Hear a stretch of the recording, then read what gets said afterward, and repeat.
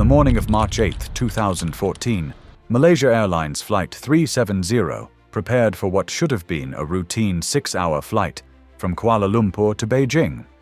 The aircraft, a Boeing 777-200ER registered 9 MMRO, carried 239 people, 227 passengers and 12 crew. The flight departed at 12:42 a.m. local time.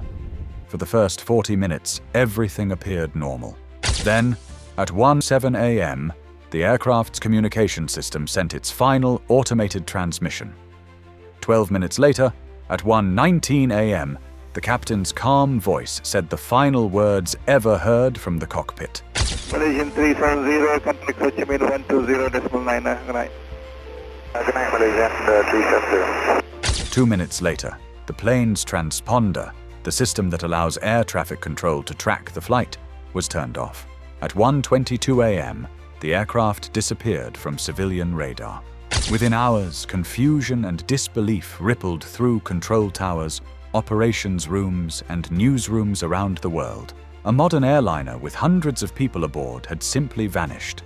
A mysterious change of course.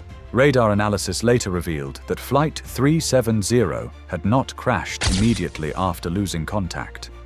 Instead, it had made a sharp turn west, flying back over the Malay Peninsula, then northwest across the Andaman Sea. Military radar tracked the aircraft until 2:22 a.m. before it finally disappeared. What happened next was pieced together only through satellite handshakes, automated hourly connections between the plane and an Inmarsat satellite orbiting high above the Earth. Those satellite pings showed the aircraft had continued flying for nearly 7 more hours, veering south over the vast, uninhabited reaches of the southern Indian Ocean. The final signal came at 8:19 a.m., thousands of kilometers from any land. No distress call, no mayday, just silence. The search begins. Almost immediately, a massive international search operation was launched, one of the largest and most expensive in aviation history. Dozens of ships, planes, and satellites from Malaysia, China, Australia, the United States, and several other nations were mobilized. At first, they combed the South China Sea and the Gulf of Thailand, where the plane was last seen on radar. But as investigators analyzed the satellite data, they realized the aircraft had turned toward the southern Indian Ocean, one of the most remote, least mapped places on Earth. From March 2014 to early 2017, the search area expanded to nearly 120,000 square kilometers of seafloor southwest of Perth, Australia. It was a vast, hostile region, a place of deep trenches, high undersea mountains, and violent storms.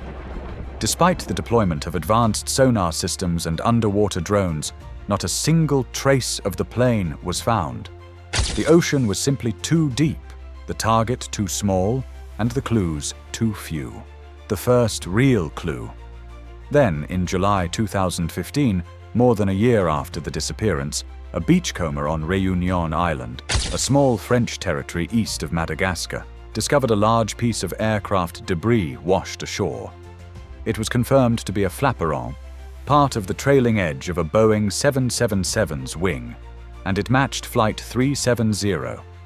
Over the next few years, more fragments appeared. A piece of the horizontal stabilizer, an interior panel, part of the engine cowling. Most were found along the coastlines of East Africa and Indian Ocean islands.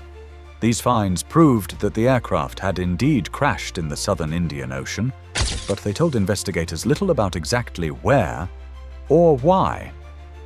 What went wrong? The biggest question remained. What caused a modern airliner, with redundant systems and experienced pilots, to veer off course and vanish? Investigators explored every possible scenario, mechanical failure, yet no distress call was made, and the aircraft continued flying for hours. Fire or depressurization. But that didn't explain the deliberate course changes. Hijacking or deliberate action, the strongest possibility, though the evidence was circumstantial. The 2018 official investigation concluded that someone had likely taken manual control of the plane after disabling its communication systems. But it stopped short of naming a suspect or cause. Some believe Captain Zaharieh Ahmad Shah deliberately diverted the plane in an act of pilot suicide. Others argue it could have been a hijacking, a sudden incapacitation, or an onboard fire that left the aircraft flying on autopilot until it ran out of fuel. With no flight recorders or wreckage found, every theory remains speculation. Why finding MH370 was so hard? Several unique challenges made this search extraordinarily difficult.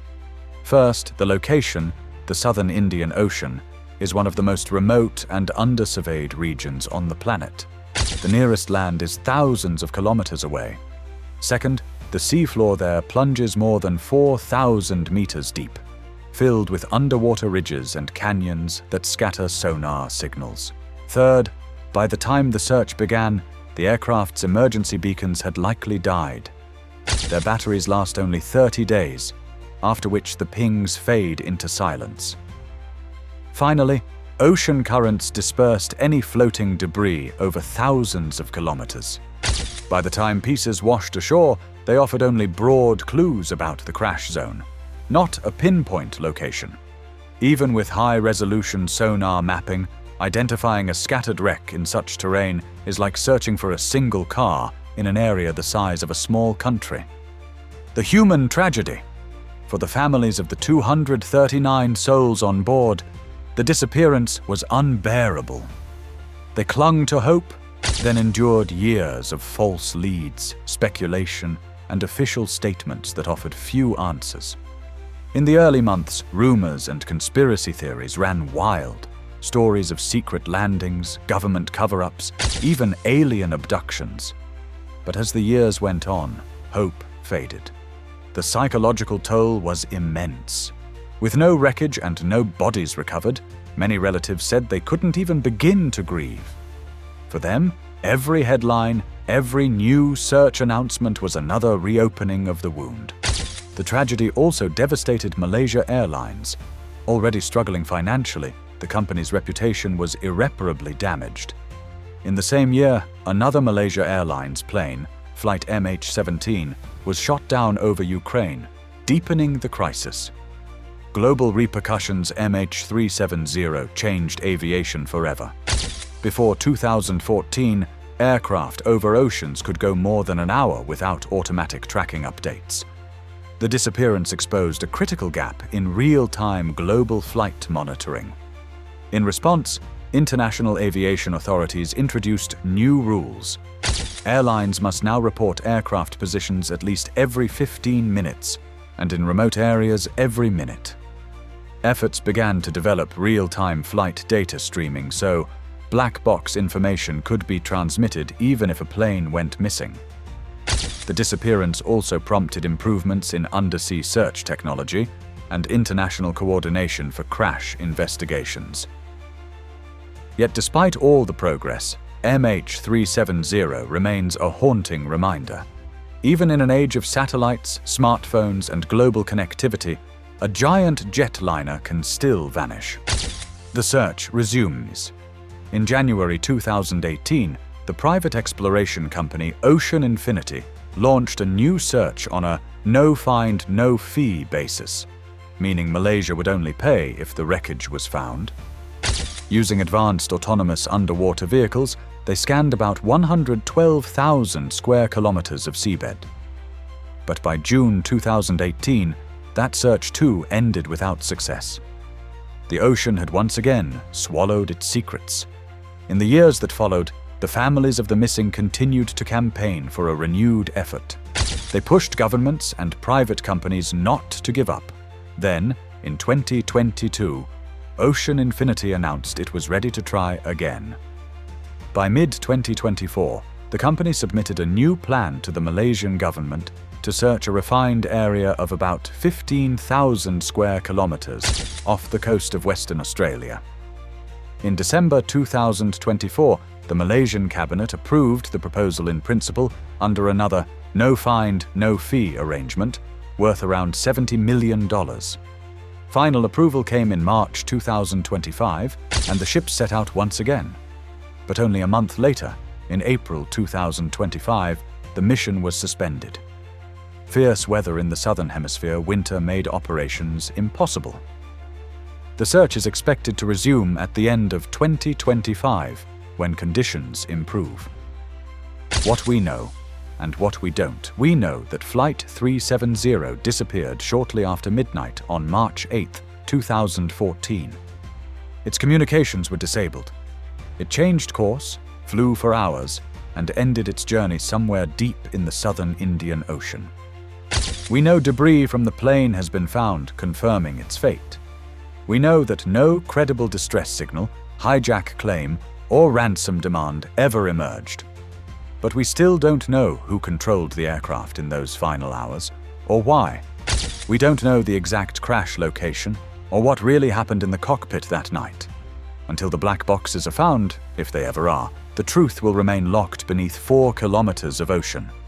The legacy of MH370, the disappearance of Malaysia Airlines. Flight 370 stands as one of the greatest mysteries in modern history.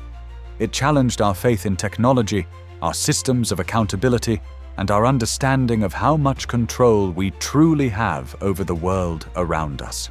It has been more than a decade since Malaysia Airlines Flight 370 vanished. The ocean has yielded only fragments, but the story refuses to rest. Perhaps one day the wreckage will be found, resting silently on the seabed, waiting to tell its story. Perhaps the flight recorders will reveal the truth about that night. Or perhaps, like so many mysteries before it, MH370 will remain an open wound in aviation history, a riddle without resolution. Until then, the search continues. And the world continues to ask the same question that has haunted us since that night in 2014. What really happened to Flight 370?